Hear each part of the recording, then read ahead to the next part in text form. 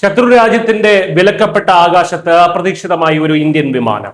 അതെ, ഓപ്പറേഷൻ സിന്ദൂറിന് ശേഷം ഇന്ത്യയെ ഭയന്ന് പാകിസ്ഥാൻ പൂർണ്ണമായും അടച്ചിട്ടിരുന്ന ആ നിരോധിത മേഖലയിലേക്ക് ഒരു ഇന്ത്യൻ യാത്രാ വിമാനം കടന്നു ചെന്നിരിക്കുന്നു.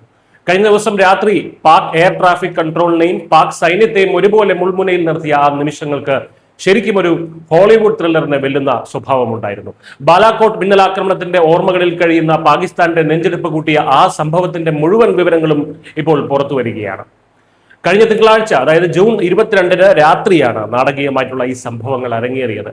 ദില്ലിയിൽ നിന്ന് അമൃത്സറിലേക്ക് പോവുകയായിരുന്ന എയർ ഇന്ത്യയുടെ AI-479 വിമാനമാണ് പാക് വ്യോമാതിർത്തിയിലേക്ക് അബദ്ധത്തിൽ കടന്നത്. രാത്രി 9:18-ന് ദില്ലിയിൽ നിന്ന് പറന്നുയർന്ന വിമാനത്തിന്റെ നാവിഗേഷൻ സംവിധാനത്തിൽ പെട്ടെന്നുണ്ടായ സാങ്കേതിക തകരാറാണ് ഇതിന് കാരണമായത്. നിശ്ചയിച്ചിരുന്ന വഴിയിൽ നിന്ന് തെന്നിമാറിയ വിമാനം നേരെ പാകിസ്ഥാന്റെ ലാഹോർ ഫ്ലൈറ്റ് ഇൻഫർമേഷൻ റീജിയനിൽ പ്രവേശിക്കുകയായിരുന്നു.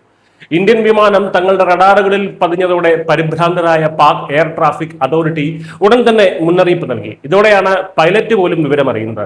ഉടൻ തന്നെ വിമാനം ടേൺ എടുത്ത് തിരികെ ഇന്ത്യൻ വ്യോമാതിർത്തിയിലേക്ക് പ്രവേശിച്ചു. 2025 ഏപ്രിൽ മുതൽ വാണിജ്യ വിമാനങ്ങളായാലും സൈനിക വിമാനങ്ങളായാലും ഇന്ത്യൻ രജിസ്ട്രേഷനുള്ള എല്ലാ വിമാനങ്ങൾക്കും പാകിസ്ഥാൻ തങ്ങളുടെ വ്യോമാതിർത്തി പൂർണ്ണമായും അടച്ചിട്ടിരിക്കുകയാണ്.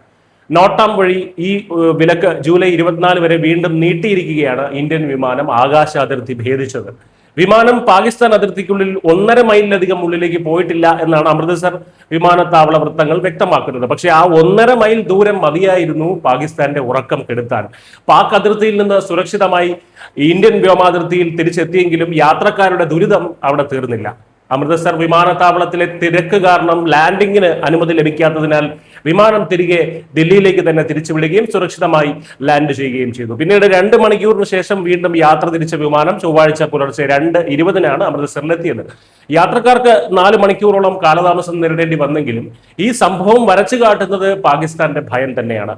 ഒരു ഇന്ത്യൻ പാസഞ്ചർ വിമാനം അബദ്ധത്തിൽ അതിർത്തി കടക്കുമ്പോൾ പോലും ശത്രു രാജ്യത്തിന്റെ റഡാറുകളിൽ ഉണ്ടാക്കുന്ന വെപ്രാളം ഇതിലൂടെ വ്യക്തമാണ്. News desk Kerala.